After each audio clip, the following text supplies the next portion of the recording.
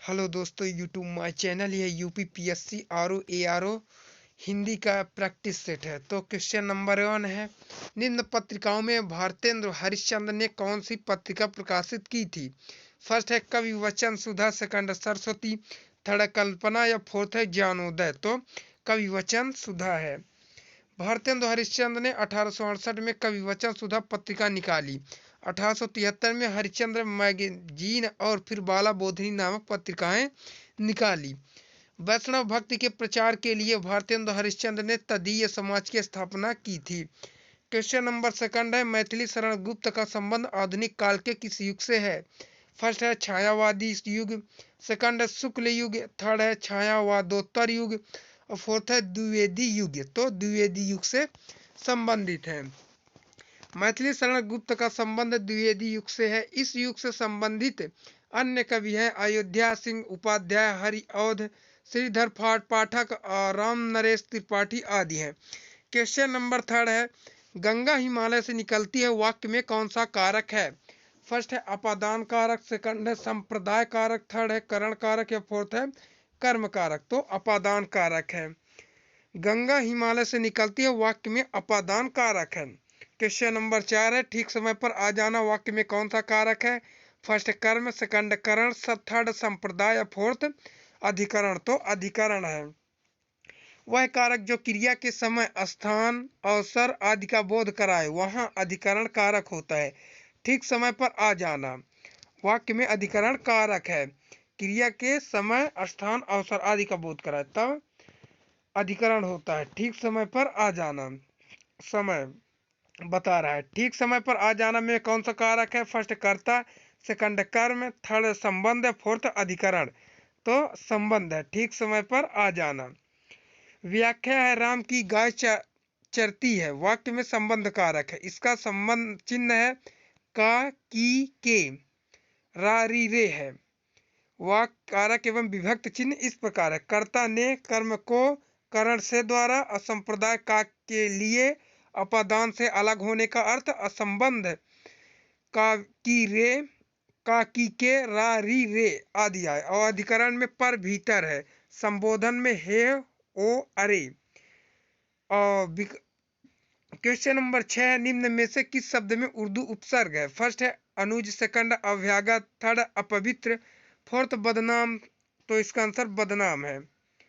Question number 7 है, सम उपसर्ग में से निष्पन्न शब्द कौन सा है? फर्स्ट है सामना, सेकंड स्वयं, थर्ड संस्कार या फोर्थ समझौता। तो संस्कार है। क्वेश्चन नंबर 9 है, दिए गए वाक्य में रिक्त स्थान पूर्ति उचित शब्द द्वारा कीजिए। हैजा एक डैश डैश रोग है, आक्रामक, अभिक्रामक, संक्रामक, अधिक्रामक। तो इसका आंसर संक्रामक है। हैजा एक संक्रामक रोग है। त्रुटि का चयन करें, तुम इस समय मुझसे बेफिजूल बातें नहीं करनी चाहिए। ये तो डिस्टर्ब है या कोई त्रुटि नहीं। तो इसमें फर्स्ट है, तुमको इस समय या तुमको होना चाहिए, मुझसे बेफिजूल बातें नहीं करनी चाहिए। तो वाक्यांश तुम इस समय में तुमको होना चाहिए। क्वेश्चन नंबर 11, त्रुटि का चयन करें, गुलामी की दास्तां मनुष्यता पर एक कलंक है। गुलामी की दास्तां मनुष्यता पर यह कोई त्रुटि नहीं। तो इसका आंसर फर्स्ट है। यदि फर्स्ट गुलामी और दास्तां में किसी एक शब्द का प्रयोग होना, क्योंकि दोनों शब्द समानार्थक है। क्वेश्चन नंबर 12 है, नीचे दिए गए प्रश्नों में पर्यायवाची स्वरूप 4 शब्द दिए गए हैं, इनमें से एक शब्द पर्याय नहीं है, उसका चयन कीजिए। फर्स्ट है कामदेव। तो क्या पूछा है? पर्याय नहीं है तो कामदेव, मारीच, अनंग, मनोज और मनमथ। तो इसका आंसर फर्स्ट है मारीच। कामदेव के पर्यायवाची शब्द है मनसिज, मनोज, काम, मनमथ, मार, अनंग है। क्वेश्चन नंबर 13 है, वैश्या को पतित नाम समझने का हमें कोई अधिकार नहीं है, क्योंकि यह नित्यांगना है, वारांगना है, अंगना है या फोर्थ है वीरांगना। तो इसका आंसर वारांगना है। दिए गए वाक्यांश में रेखांकित शब्द वेश्या का पर्यायवाची वारांगना होता है, जबकि अन्य शब्दों का कयाथ अर्थ नहीं होता। क्वेश्चन नंबर 14 है, कमल का पर्यायवाची शब्द है। जलज, ये तो जल का है। पीयूष, जल्द, जलधि। कमल का जलज है कमल का पर्यायवाची। पीयूष, जल्द, जलधि, ये जल का जलधि है।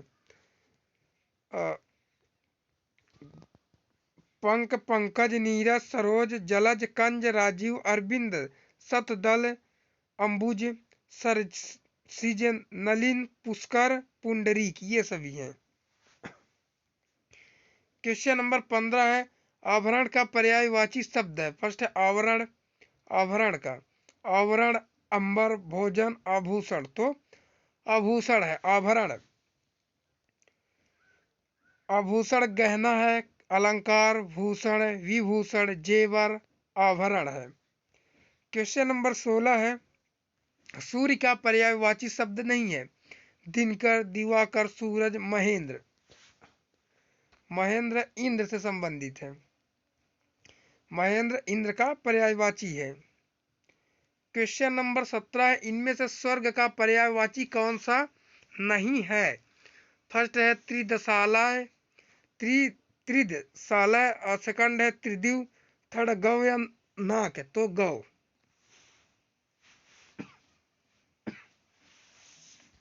गौ है।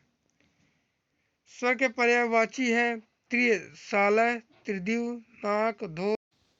क्वेश्चन नंबर 17 है, इनमें से स्वर्ग का पर्यायवाची कौन सा नहीं है। फर्स्ट है त्रिदशाला, सेकंड त्रिदिव, थर्ड गौ या फोर्थ नाक। तो गौ नहीं है।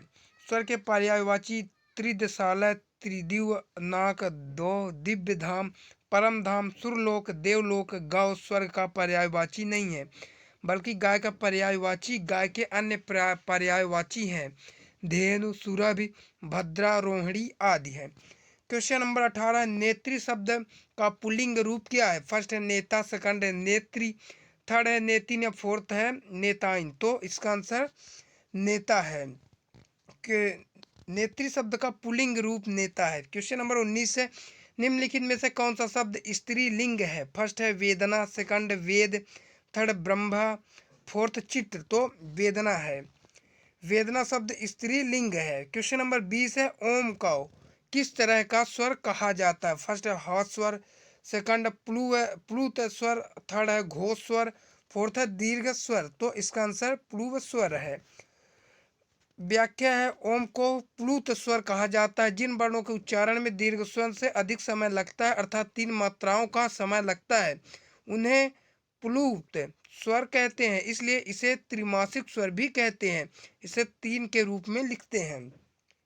क्वेश्चन नंबर 21 है, निम्न में से कौन सा घोष वर्ण नहीं है। फर्स्ट है द, सेकंड ग, थर्ड है ट, फोर्थ है व। तो इसका आंसर ट है।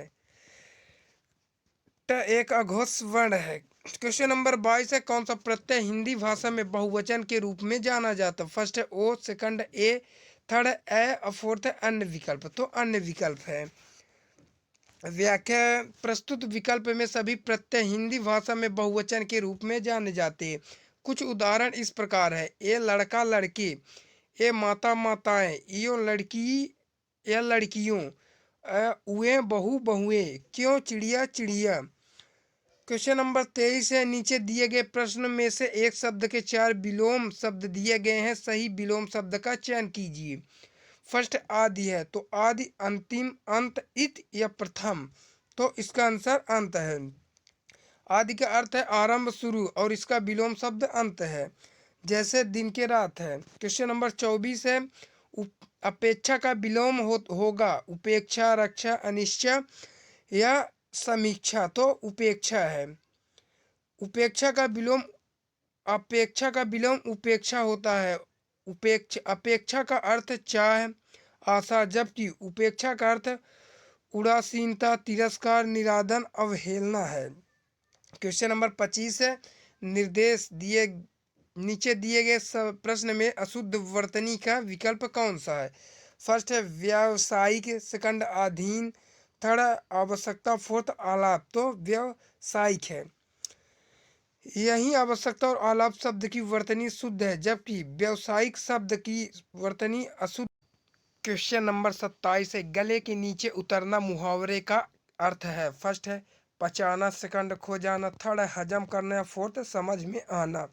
तो समझ में आना है। गले न उतरना का अर्थ बात का न जचना, फलतः स्वीकार न होना। प्रयोग मेरी बात उनके गले नहीं उतरती। क्वेश्चन नंबर 28 है, निम्नलिखित मुहावरों और लोकोक्तियों के लिए सही विकल्प चुनिए। आकाश में बातें करना, आकाश में उड़ना, बहुत ऊंचा होना, आकाशवाणी होना, अपने आप बोलते रहना। तो बहुत ऊंचा होना है।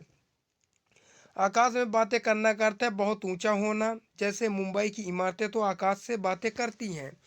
क्वेश्चन नंबर 29 है, चांद पर थूकना मुहावरे का अर्थ निम्न में से क्या होगा। फर्स्ट है कठिन काम करना, सेकंड चांद को कलंकित करना, थर्ड है निर्दोष पर दोष लगाना, या फोर्थ है मूर्खतापूर्ण कार्य करना। तो निर्दोष पर दोष लगाना है। चांद पर थूकना मुहावरे का अर्थ है निर्दोष पर दोष लगाना। क्वेश्चन नंबर 30 है, निम्नलिखित मुहावरों तथा लोकोक्तियों के अर्थ स्पष्ट करने के लिए 4 विकल्प दिए गए हैं। प्रत्येक मुहावरे अथवा लोकोक्ति हेतु उपयुक्त विकल्प चुनिए। उपाय वही सफल और श्रेष्ठ है जिसका लोहा विरोधी को भी मानना पड़े। फर्स्ट है जादू वही लोग सिर चढ़कर बोले, सेकंड चमत्कार को नमस्कार, थर्ड है आधा तीतर आधा बटेर, या फोर्थ है फायदे का पक्का होना। तो इसका आंसर फर्स्ट है। उपाय वही सफल और श्रेष्ठ है जिसका लोहा विरोधी को भी मानना पड़े का अर्थ तात्पर्य जादू वही जो सर चढ़कर बोले होता है। प्रयोग देश की आज़ादी के उपरांत सरदार पटेल लौह पुरुष के रूप में विख्यात हुए क्योंकि उनकी स्थिति एवं विचार उपाय वही सफल और श्रेष्ठ है जिसका लोहा विरोधी को भी मानना पड़े के तरह है। आज के लिए ये पूरा हो गया। तो ये वीडियो अच्छी लगी तो हमारे चैनल को लाइक और सब्सक्राइब कर लेना। मिलते हैं नेक्स्ट वीडियो में, तब तक के लिए धन्यवाद।